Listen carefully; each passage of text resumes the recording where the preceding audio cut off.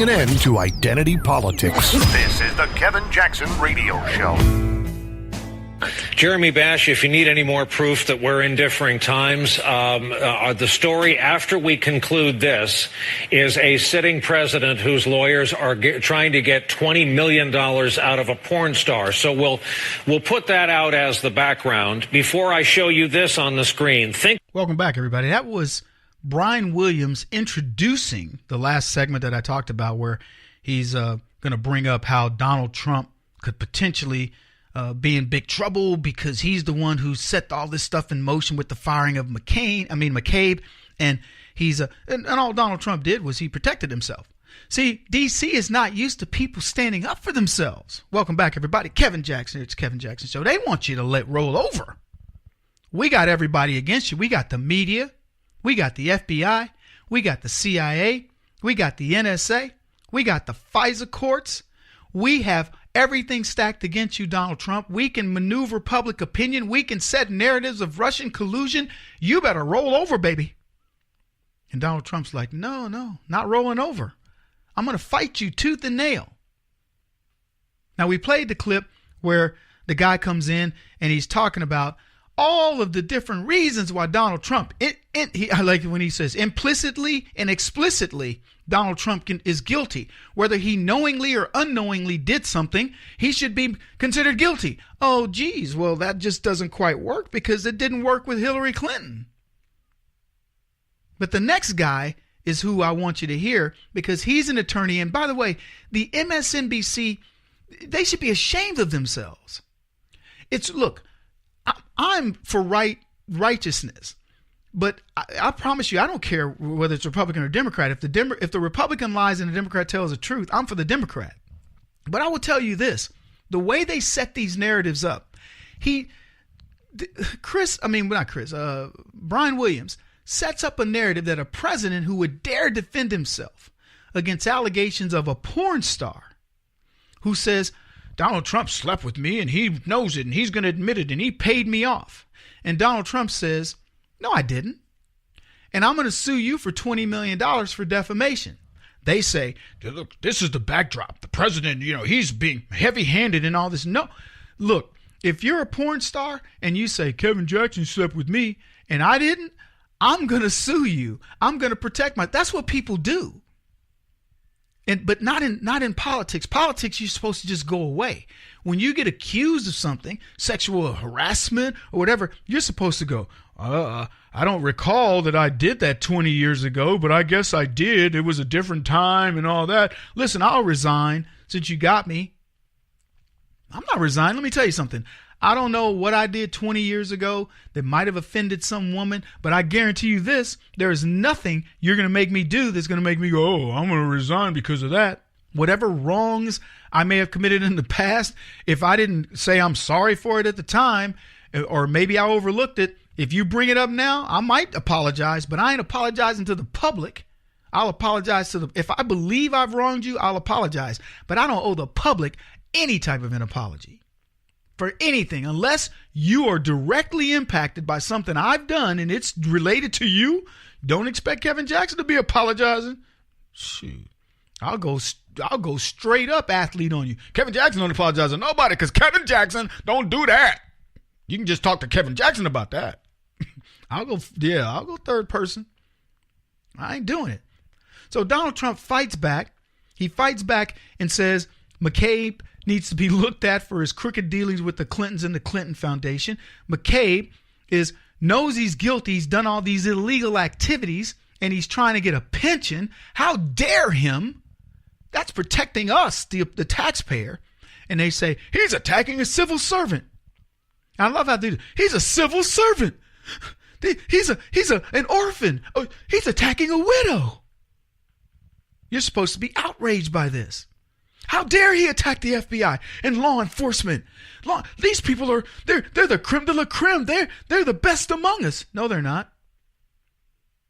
I wish them to be, but they're not. I want to play the rest of this clip so you can hear this other guy use the I word. Danny Savalos, of course, it's McCabe and not Trump who knows and has worked with Comey. It's McCabe and not Trump who knows and is worked with Mueller, who also knows the quality of his work product.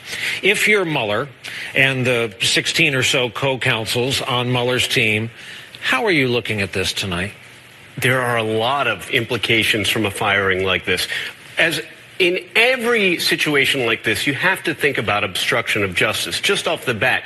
To what degree could you make a case that the president, by firing people, by removing anybody that he perceives as adversarial... How about trolling them publicly on Twitter? Trolling them publicly, which also could infringe on their free association, their free speech. I mean, there are many potential problems every time the president attacks one of these officials on Twitter and then fires them what appears to be summarily and, if nothing else, exceedingly quickly in a situation like this, because we know that these investigations generally move slowly. There may have been good cause to terminate McCabe, but the speed at which it's done alone raises the specter of doubt. Obstruction, even if it's not a criminal action, is always an impeachable offense. Welcome back, everybody. It literally makes me... I just can't believe that these people believe what they say. I mean, this guy contradicts himself. Yeah, even if it was legit that he was fired, it was the speed at which he was fired. Oh, so we now have to measure the speed at which people that do things wrong are fired. Welcome back, everybody. Kevin Jackson here. It's Kevin Jackson Show, KJRadio.com. So the speed at which people are fired matters, even if they're wrong.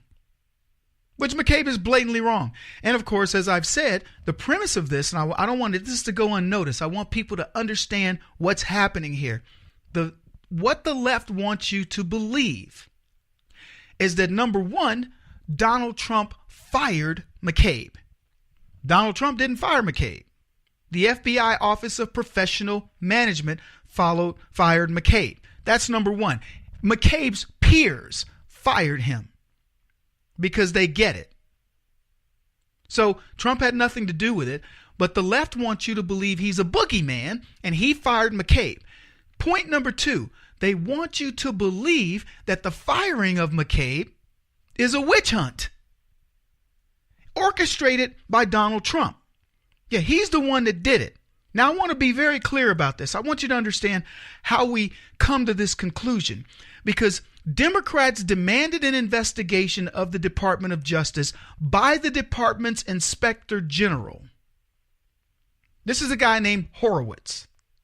The inspector general is a person who was appointed by Barack Obama and confirmed by a then Democrat Senate. You following?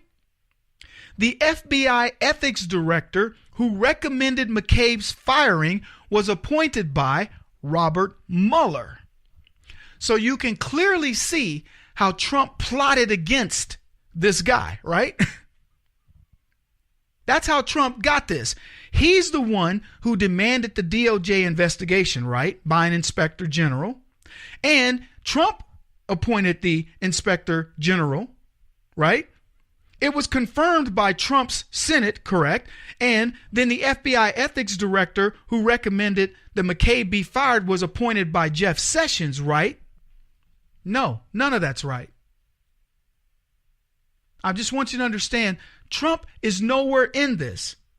There's no IG. There's nobody. Trump didn't say, let's have the investigation. Trump didn't say, put the investigation in front of my IG that I appointed.